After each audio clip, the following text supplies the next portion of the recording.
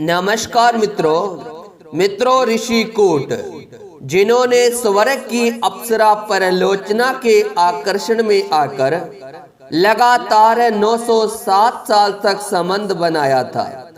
अब आप सोच रहे होंगे कि 907 साल तक संबंध बनाना कैसे मुमकिन है और ऋषि कूट को 907 साल तक संबंध क्यों बनाना पड़ा। तो मित्रों, इस प्रश्न का उत्तर हम आपको पुराणों में वर्णित कोट और परिलोचना की कहानी के माध्यम से हम आपको बताएंगे। इसीलिए आप यह आज का वीडियो आखिर तक जरूर देखते रहें। और वीडियो में आगे बढ़ने से पहले आपसे एक छोटी सी रिक्वेस्ट करेंगे कि अगर आप भगवान श्री कृष्ण जी के सच्चे भक्त हैं तो एक बार सच्ची श्रद्धा के साथ कमेंट बॉक्स में जय श्री कृष्णा जरूर लिखें। तो चलिए मित्रों, आज का वीडियो शुरू करते हैं। मित्रों, जहां कहीं भी अप्सराओं का नाम आता है तो वहां पर देवराज इंद्र का नाम अवश्य आता है। ये बात वेदों और पुराणों में वर्णित है कि देवराज इंद्र को स्वर्ग का देवता कहा जाता था और वो अपना काम निकालने के लिए छल और कपट से बाज नहीं आते थे। एक बार ऐसा ही हुआ जब ऋषियों में सर्वश्रेष्ठ ऋषि कूट गौतम नदी के किनारे पर बैठकर तप में लीन थे तो ये इंद्र देव को भय सताने लगा कि कहीं तपस्या के वरदान में ऋषि कूट स्वर्ग ना मांग ले।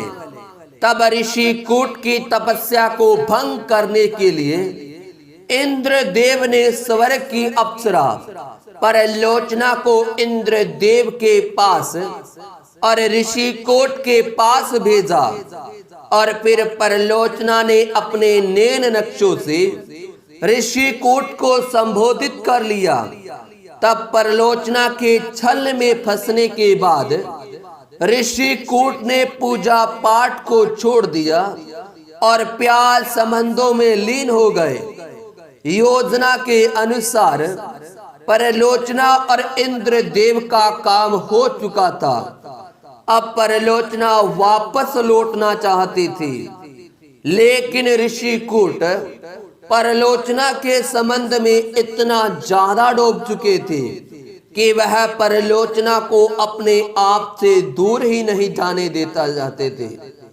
लेकिन फिर भी परलोचना किसी भी तरह से स्वर्ग में वापस लौटना चाहती थी, किंतु ऋषि कूट के श्राप से भी डरती थी। इसीलिए वह चाहकर भी वहां से वापस नहीं जा सकती थी।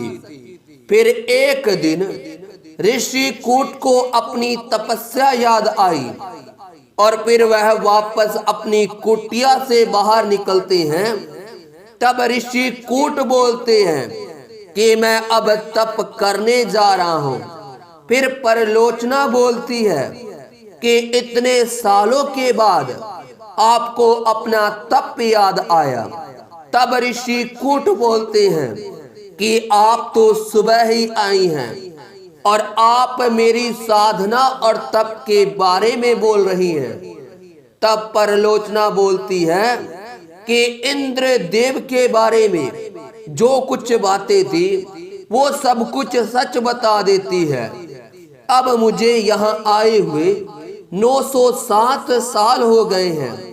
तब ऋषि कूट बोलते हैं कि धिक्कार है मुझे अपने आप पर कि मेरी वर्षों की साधना और तपस्या भंग हो गई। और फिर अपनी गलती का एहसास होने के बाद तपस्या को और उस अप्सरा को त्याग कर अपनी तपस्या और साधना में लीन हो जाती है।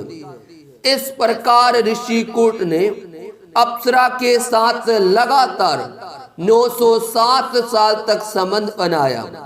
ये थी कहानी ऋषि कूट और उस अप्सरा की।